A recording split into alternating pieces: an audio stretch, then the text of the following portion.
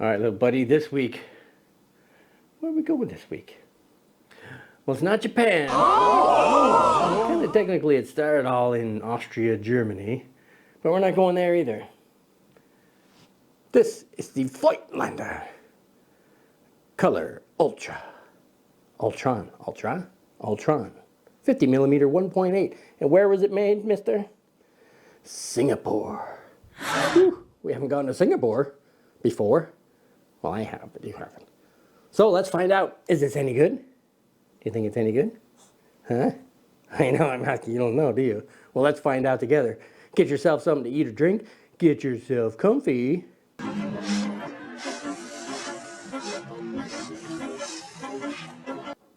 let's get it on. Here I am in Vietnam. Rain is always coming down. This is Camera Talk with Dr. Scott and Dylan. That's right, and Dylan. Dylan and I are back this week for another episode of Camera Talk. And just like the intro says, we're off to Singapore. Get the fuck out of here. Singapore? Who the hell goes to Singapore for photography? Well, we're looking at a Voigtländer. And of course, Voigtländer is a German name. But of course, we anglicize that by saying Voigtländer. But in German, I do believe it's pronounced something more like Voigtländer. What are you trying to say? Voigtländer. That sounds kind of dirty, doesn't it? That's suspicious. And I'm sure Germans around the world are going, no! For one thing, that's not funny. You ever heard a German laugh?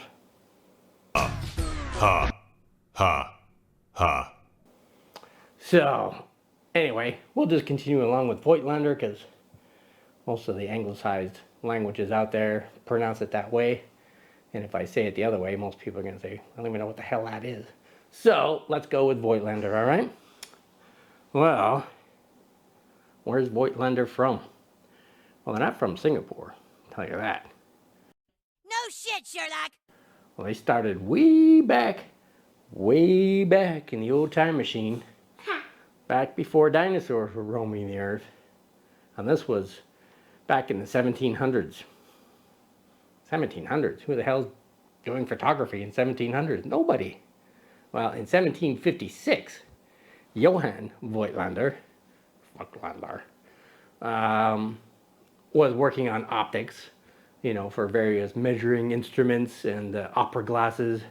You know, the old highfalutin types that go to the opera, you know, watching operas from way back, and they need these glasses to be able to see close up. You're probably thinking, Daddy, what happened to your voice? Well, that's what Mr. Voigtländer was doing in 1756. Well, in 1839, photography, as it's technically known as today, was developed at that time. But the first camera really was jumped into the market in 1840-ish. You know, the French jumped off of that and away they went. Now go away or I shall taunt you a second time. But Voigtländer, at the time, obviously not Johann, but his family anyway, Peter and Friedrich, you know, these guys were working with Joseph Petzl, I say that right, who was working on optics at the time. No. And together they came up with a lighter, more mobile version of the camera.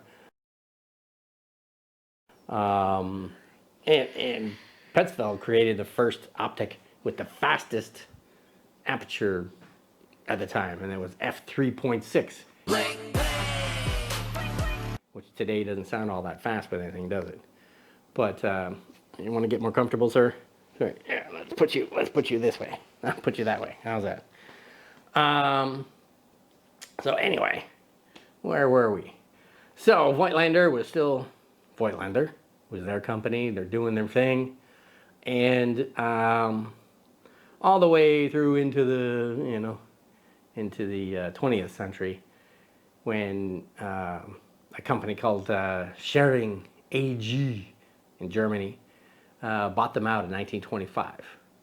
They bought like 95% of the company or something like that. And continued to produce lenses. I mean, they were a big lens producer. Continued to produce photographic equipment all the way through till 1956. 1956. That's when Carl Zeiss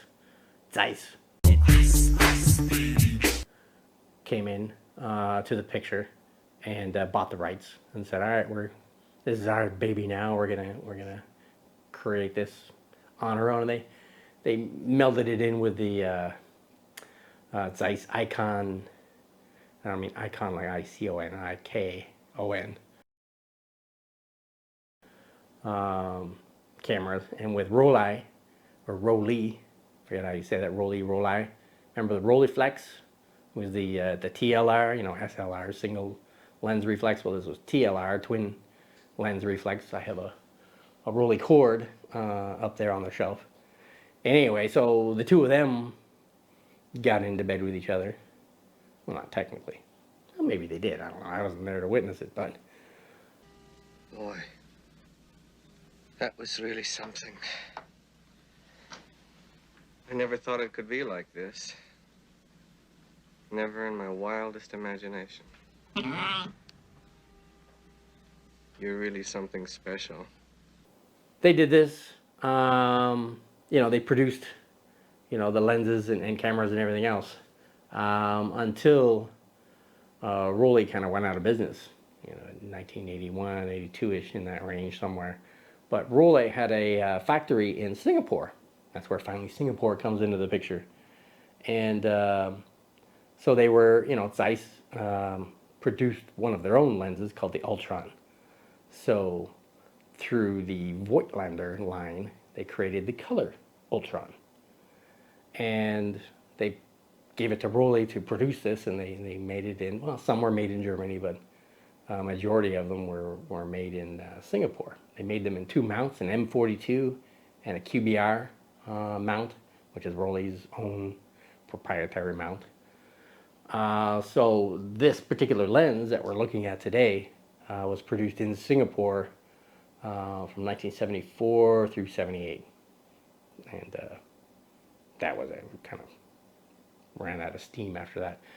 But Voigtländer, again, after Rolei gave up the ghost on it, there was a company called Plus Photo who bought the rights to it.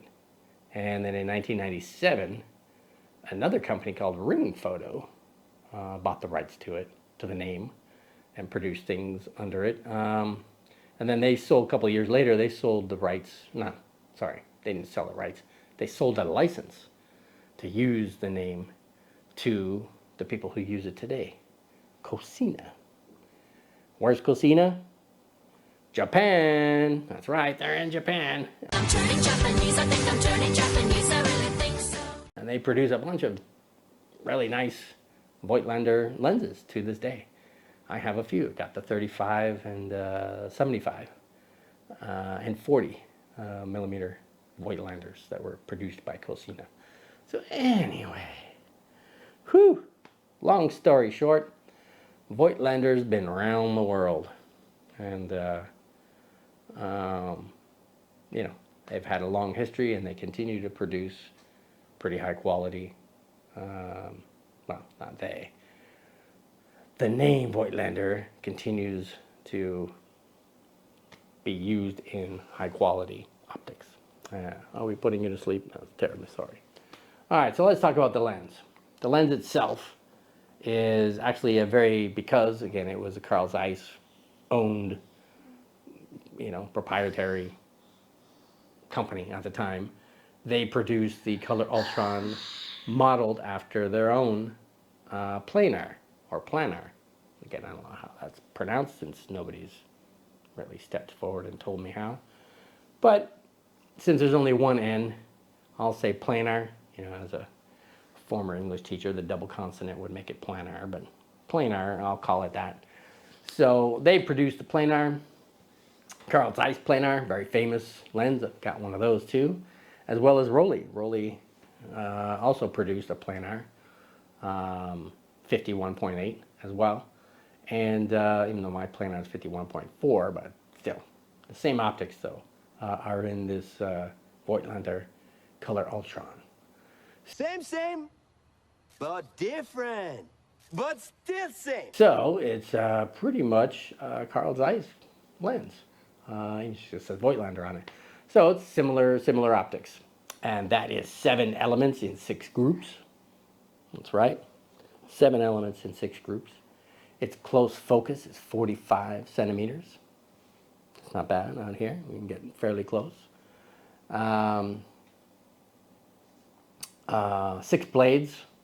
Now 6 blades, you know, again, if you look at the Carl Zeiss layout for these things, 6 blades like in the Pancolor and whatnot, they have very sharp edges because they're sharp, or they're straight blades. Well, these are curved blades.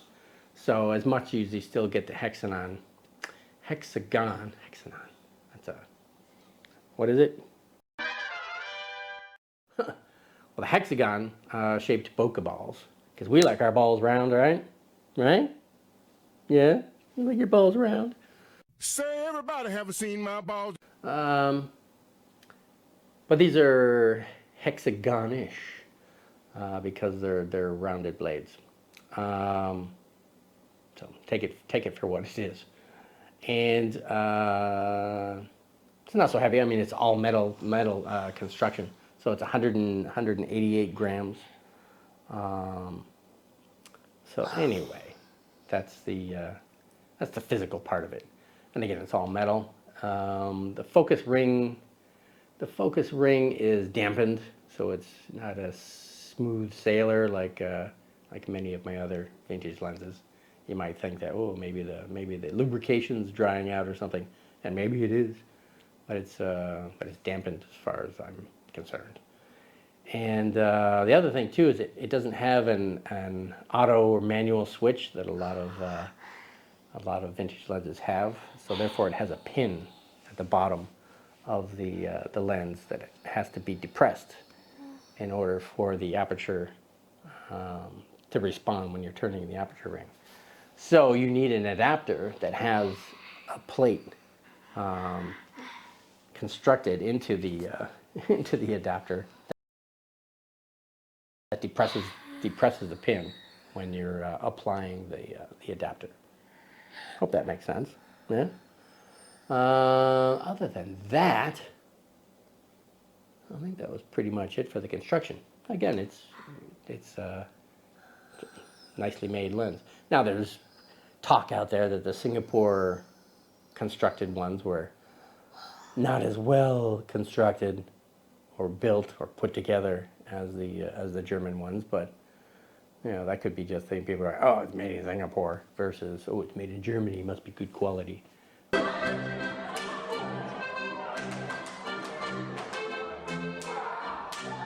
Which it generally usually is, so maybe they're right. Mine could be evidence of that too. You know, it goes from f1.6 to f16, but mine stops at f8. You know, when I click to f11 and f16, it doesn't do anything. So it's stuck. Well, it's not stuck, but that's as far as it goes.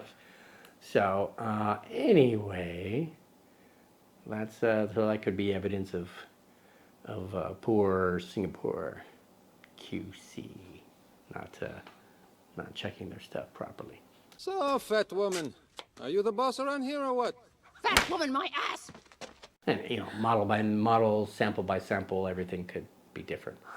So anyway, are we keeping you awake, mister? You're waiting for your part? So let's talk about the quality. You know, what are we seeing in it? It's sharp, wide open even, sharp, just like a Carl Zeiss would be. It's got nice colors. That's the Color-Ultron. Very nice colors. Flare control. We like to control our flare, don't we? Prancing down the street and I don't know, wearing a rainbow flag all the time. So wide open, you know, because it doesn't have the T-star, you know, coating and whatnot. It does have wide open. It has a circular flare. They call it the ring of fire. But stop down just one click and it goes away. So it's just a wide open phenomena. Oh, you're showing us your binoculars again? Yes, very sweet. Very nice binoculars, mister. You're such a special boy, you are. The bokeh, depends. Again, depending on where your subject is, what the background is, so forth. Rich, smooth, buttery bokeh. Some people may say it's a little busy.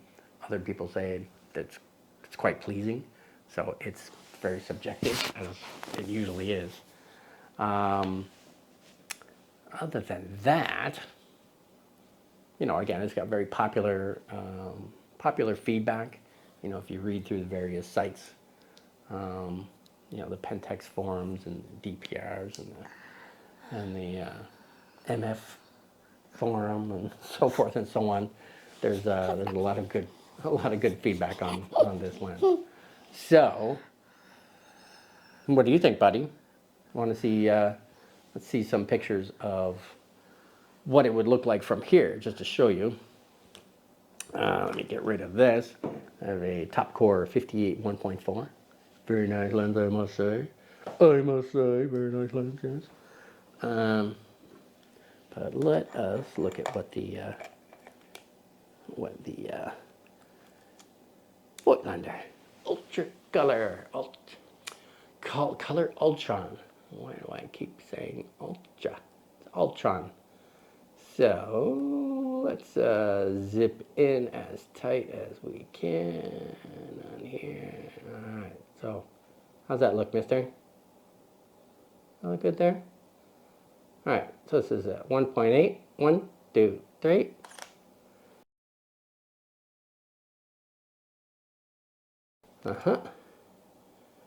Let's stop down to 5.6 just to show what that looks like.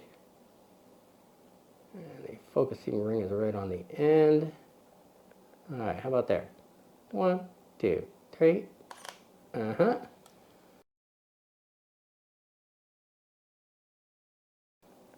right, so how do you think that looks? Pretty good? Yeah, look good? You think so?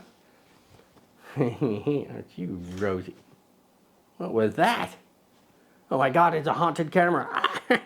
Haunted camera. Get her! All right, how about some pictures of Dylan? That's what you're waiting for, right? So here's some pictures of Dylan at f1.8.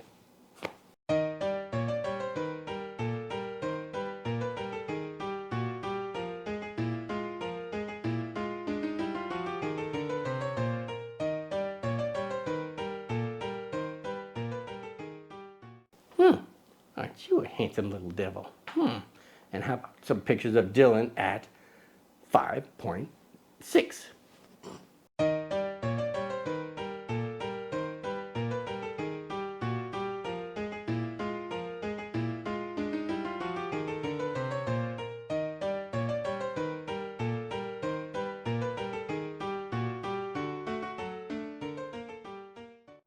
Yeah, there you go. Looking better all the time. And how about some random stuff, right? We always have to show some random subjects other than Dylan, just so the audience doesn't think that, you know, like you're a favorite or something. What the fuck? Why would they think that? I don't know. But let's go with some random stuff, right? Some rainbows and bunny rabbits and butterflies and shoes and binoculars and other little kids and What? No. so here's the random stuff at F whatever.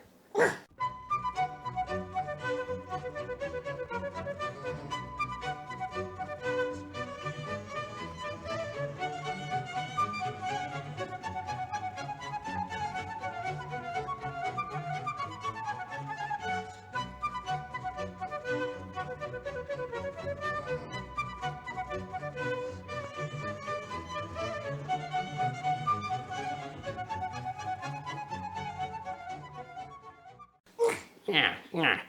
All right. So that's pretty much all we could talk about with the lens. Can you recommend this lens?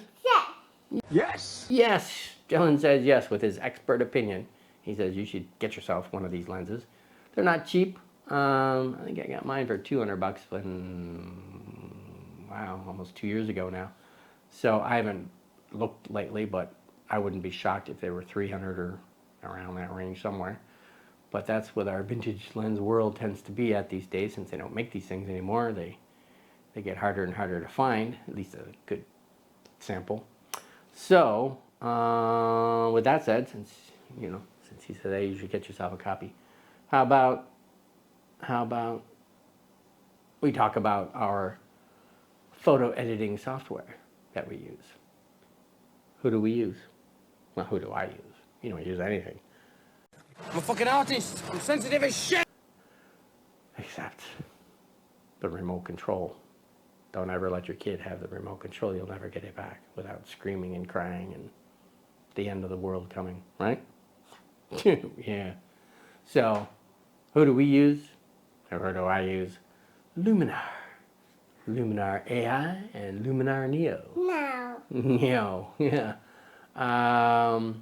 Luminar Neo is the latest, greatest one. It's a combination of AI and Luminar 4. But it's loaded with AI. Lots of AI. What does AI mean, mister? What does AI mean? Come on. AI stands for... No. You're always coming up with something completely different for AI. Now for something completely different. Artificial intelligence. Yes. Seems that's the kind you have, artificial intelligence. Although yours is faulty and defective, we need to take you back to the factory for a reset. So, what else? Well, why would you choose Luminar over the others anyway? Well, it's economical. That's a good thing, right? I haven't looked at it lately, but hey, I can get you $10 off. Well, we can get you $10 off, right? Oh, you were allergic to that. He's like, no, don't give away money. $10 off. Click on the link below. That's right. If you click on that link below, there's a link in the description.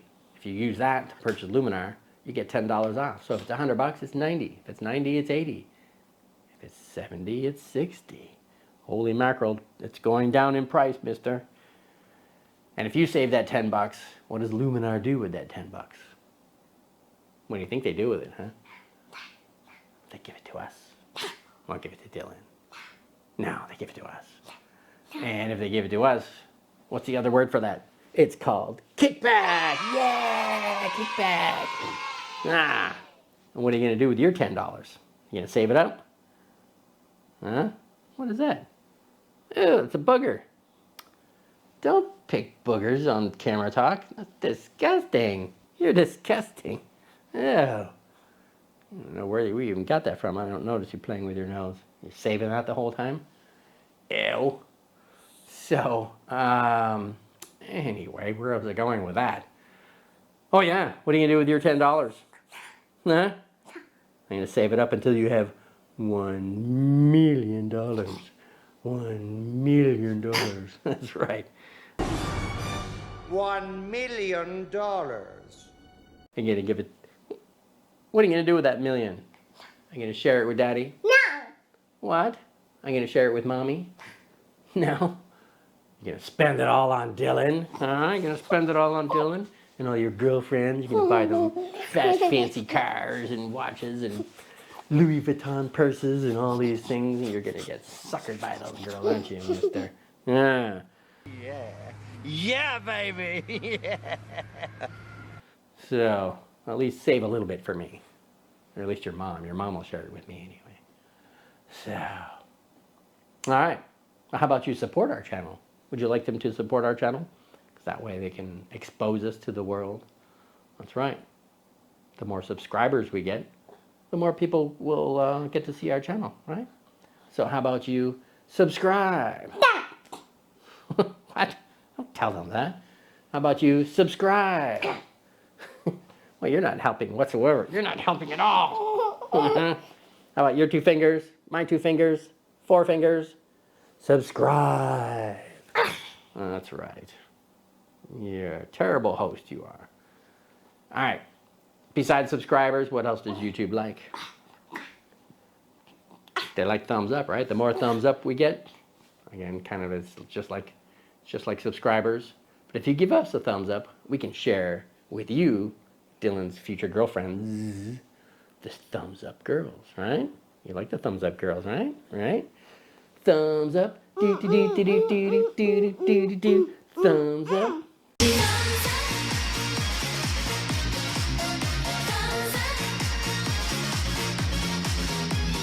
Yeah, you got an excellent singing voice, or humming voice, or whatever you want to call that. So anyway, he's got the hots for the blonde. Yeah, you do. I know you. So anyway, all right. Should everybody come back next week? Should everyone come back next week to watch some more? Yes, I think so. Because you belong here. That's right. Because who are we? Well, I'm Dr. Scott. You're Dylan. I'm too sexy for my shirt. And all together we are Modesty Photography. And Modesty Photography is all about talking about vintage lenses, vintage cameras, camera systems, camera techniques, or photographic techniques. How to beat the crap out of Dylan when he's not looking and doesn't have any hands to defend himself. How to do many different things is what we're here to talk about. So, yeah. So come on back next week. You know, we have these shows every Friday, Vietnam time. So depending on where you are in the world, could be the day before, the day after, or the same day. That's called a time warp.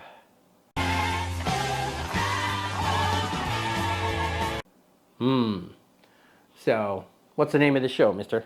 Hey, you should come over here. All right, in the middle. Where's your hair? Get your hair all fixed and everything. All right. What's the name of our show? This was Camera Talk with Dr. Scott and Dylan. That's right. So thank you for dropping by.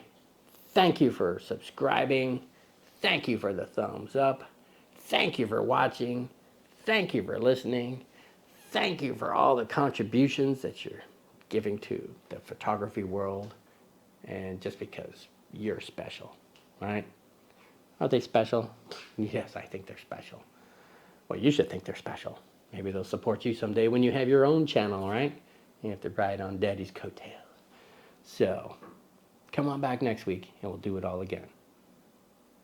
You ready to say bye-bye? Bye. Bye-bye.